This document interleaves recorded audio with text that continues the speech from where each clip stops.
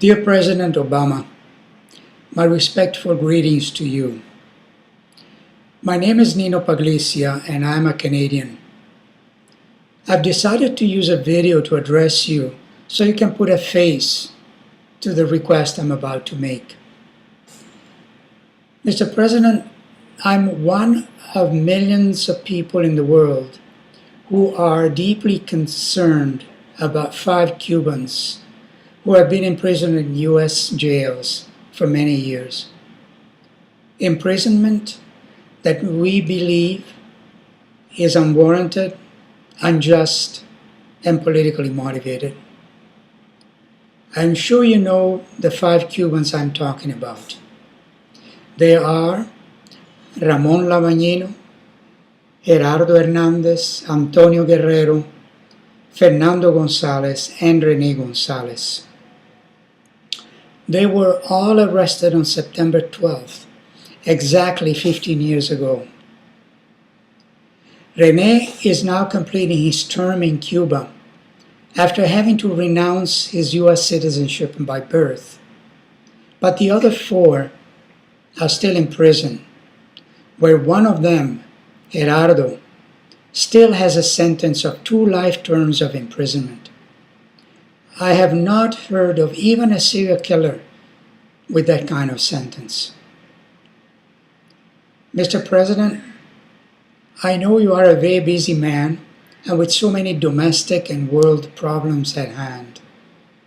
A protracted US economic slowdown, Iraq not totally resolved, Afghanistan, the war that will not end, now Syria, and the Israel-Palestine situation that doesn't go away, not to mention the changing political landscape in Latin America, among other difficult problems you need to manage. The story of 5 people, Cuban in addition, in comparison, appears to be a minor problem, but not if you think of the 5 families involved.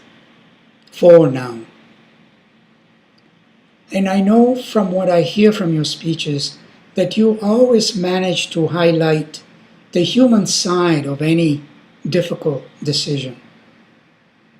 Please do the same in this case. Keep an eye and your heart on the family members. I will not bore you with the details about the Cuban Five.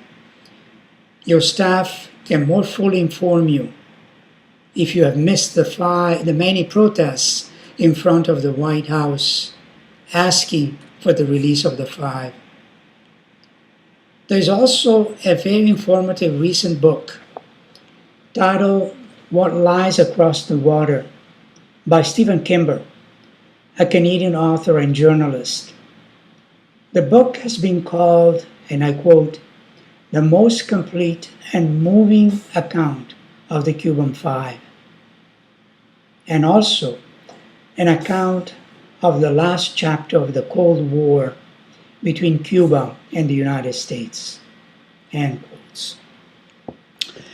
I will only say to you that the Cuban 5 have caused no harm to Americans or the United States. On the contrary, they try to help towards justice. 15 years in prison is enough. Please grant them your pardon so they can go home and resume their lives with their people.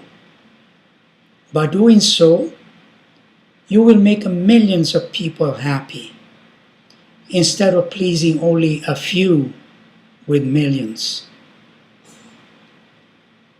This month of September has some memorable dates. Many of us remember September 11, 1973, when democracy, with capital D, was trampled on with a coup in Chile, exactly 40 years ago. And then there is September 11, 2001, the day that tragedy sadly shook your country. Mr. President, please give us another memorable date to remember, together with the US President that made it happen. Please show clemency and grant a pardon to Ramón, Gerardo, Antonio, and Fernando. You have the power to do so. I hope you will use your political will. Mr. President, if you allow me a moment of informality at this time, I would say to you, Obama, give me 5. Thank you.